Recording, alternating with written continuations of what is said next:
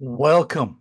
I bid you welcome. John Clauser, Johnny Metal, the Metal Dad, coming to you from my music corner of the world. Today on album track ranking A through Z. It's brought to you today by the letter D.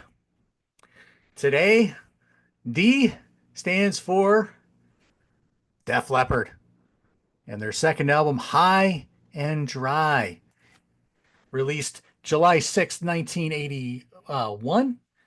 And recorded throughout the early part of 1981 at Battery Studios in London, with Mutt Lange producing his first production with Def Leppard, coming off doing Back in Black and Highway to Hell with AC/DC. So he was already a pretty hotshot name by this point. You got Mike Shipley doing engineering. Actually got up to 38 here in the US and 26 on the UK charts. So today, this is my history with Def Leppard is I believe I heard this album, or at least parts of it, prior to when they really broke through with Pyromania. I'm almost positive I heard High and Dry before I heard Pyromania, and I liked what I heard then. I know I saw the video they had for Bringing on the Heartbreak, which in those days was just a live performance clip. It wasn't the version that you would see on MTV later when they would do the remix, with the extra synths and keyboards and stuff like that. And so this was like Joe Elliott still had the brown black afro hair, and Pete Willis was still in the band at this point. And so but yeah, it was just a live performance clip, and I remember really digging the song. And so yeah, I was a fan. I was a fan early on. Um Took me a long time before I don't know why it took me a long time to finally listen to On Through the Night, the debut album. And when you listen to that compared to High and Dry, there are some similarities, but I feel like there was a lot more of a boogie element to a lot of what On Through the Night had, and there was a lot of I don't know, a little bit more Kiss and um AC/DC and Sweet, and a whole hodgepodge of stuff. Maybe some early David Bowie, or different bands like that, and a lot of the so I can understand why a lot of people squeeze that into the new album, the new wave of British heavy metal genre, even though maybe Def Leppard doesn't think that way. It certainly fits in there very nicely. So their second album was a little bit more of a departure. I think they're by this point they're finding their sound a little bit more. Um, and like I said, you have some really crisp guitars here. Mutt Lange's production here is really solid. Um, I've heard people say that this is their favorite album by Def Leppard. I've heard people complain that all the songs are in the same key. Don't know, I forget who said that, but I have heard that. Um, so I'm going to do just my own kind of personal ranking of this album as far as the songs go. This is difficult because this album is, to me, basically this is another one of those albums where it's separated by eye hair, or teeth hair, maybe. I don't know. Whatever's more finer that you want to think of. I don't know. But this is just a very solid album from beginning to end. It's a very hungry album. There's a lot of great riffs, a lot of great solos, great playing, great vocals.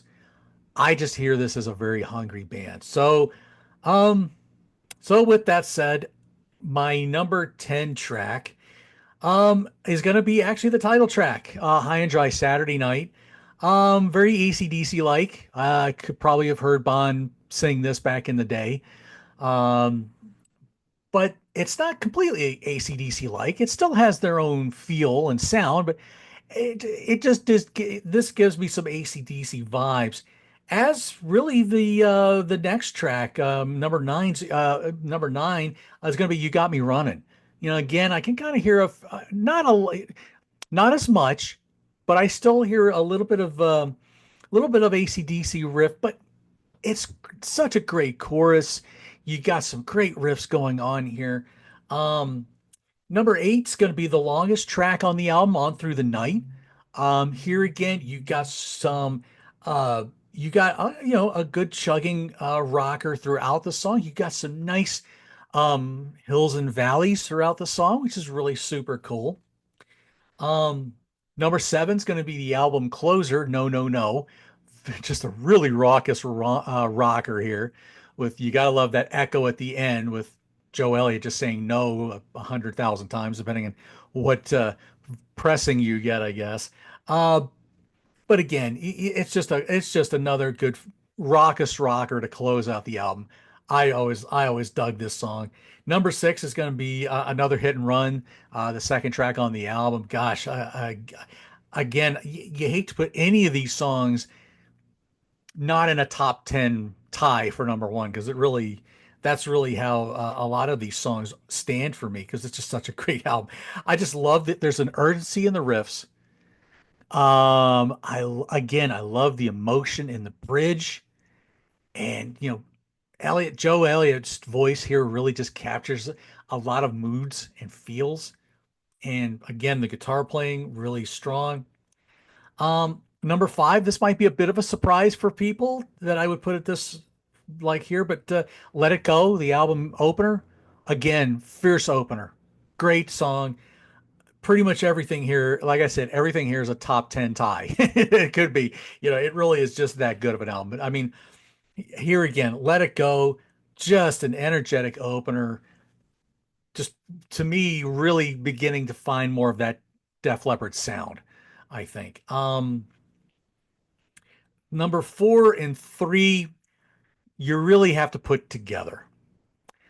And you can interchange however which order you prefer.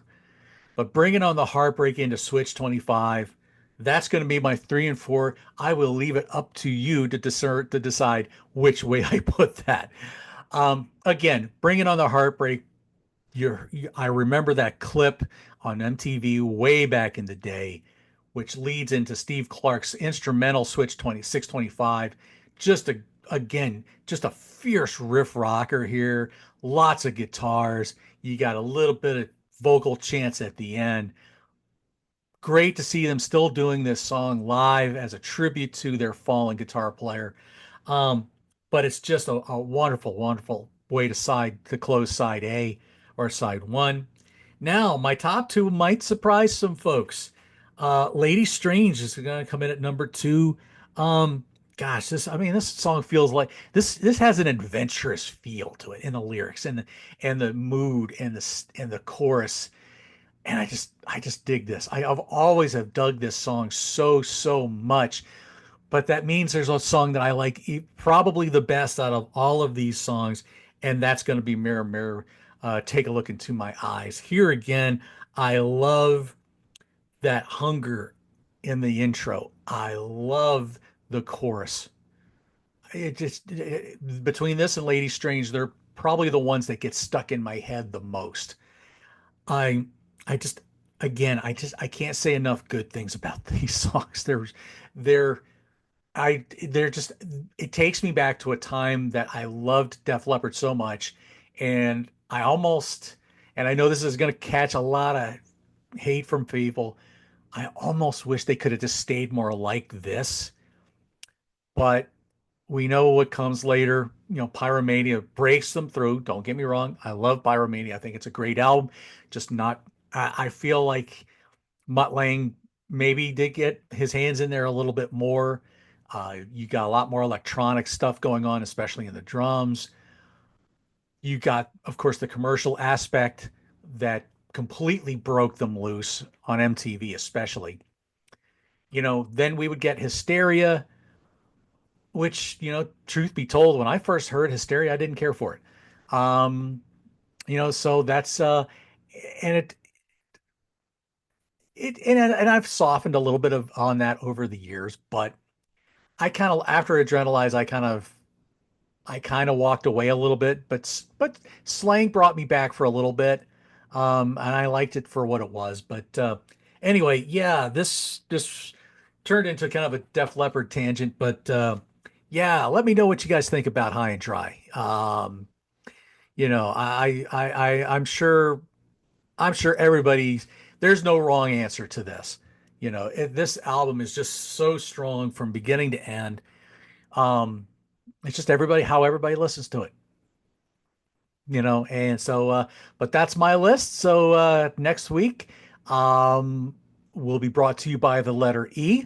I don't know what I'm going to do yet, but it's going to be a good one, I know it. So there you go. Album track ranking A to Z, Def Leppard, High and Dry. Let me know what you think in the comments. Like, share, subscribe.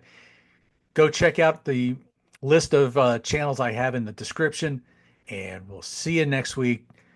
Rock forever, y'all. John Clouser, Johnny Metal, the Metal Dad, coming to you from a music corner of the world. We'll see you soon.